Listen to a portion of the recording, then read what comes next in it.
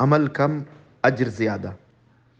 اللہ تبارک و تعالیٰ نے اس امت کو ایک خصوصیت یہ عطا کی کہ تھوڑے عمل پر اسے بہت بڑے اجر و ثواب سے نوازتا ہے۔ جیسے ایک رات یعنی لیلۃ القدر کی عبادت کو 1000 مہینے کی عبادت سے بہتر قرار دیا، عرفہ کے دن کے روزے کو 2 سال کے گناہوں کا کفارہ بنایا، حرم مکی میں 1 رکعت نماز کو اور جگہوں کی 1,00,000 نماز کے برابر قرار دیا۔ اس امت پر نماز تو 5 وقت کی فرض کی، لیکن اجر 50 فرضوں کا دیا۔ جو شخص رمضان المبارک کے روزے پورے کر کے شوال کے 6 روزے رکھے، اسے سال بھر فرض روزے رکھنے کا اجر ملتا ہے، وغیرہ وغیرہ۔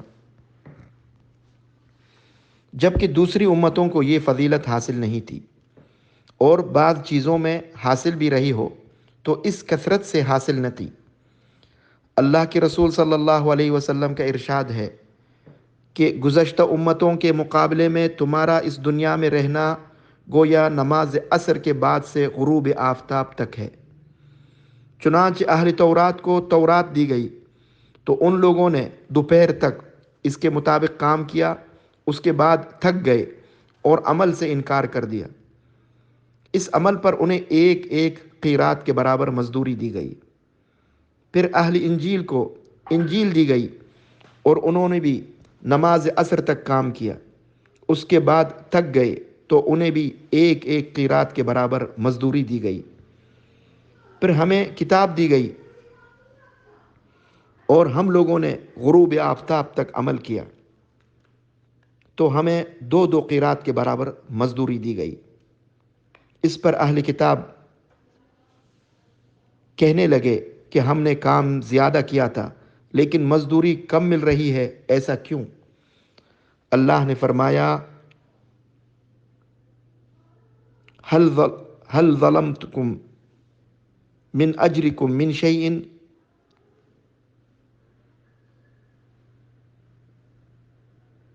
کیا میں نے تمہارا کوئی حق مارا ہے؟ اہل کتاب نے جواب دیا، نہیں۔ اللہ تعالیٰ نے فرمایا، فَهُوَ فَضْلِي أُوتِيهِ مَنْ أَشَاءُ، یہ تو میرا فضل ہے، جس کو چاہوں دوں۔ صحیح البخاری حدیث 557۔ اس معنی کی ایک اور حدیث حضرت ابو موسیٰ اشعری رضی اللہ عنہ سے مروی ہے کہ جس کے الفاظ اس طرح ہیں،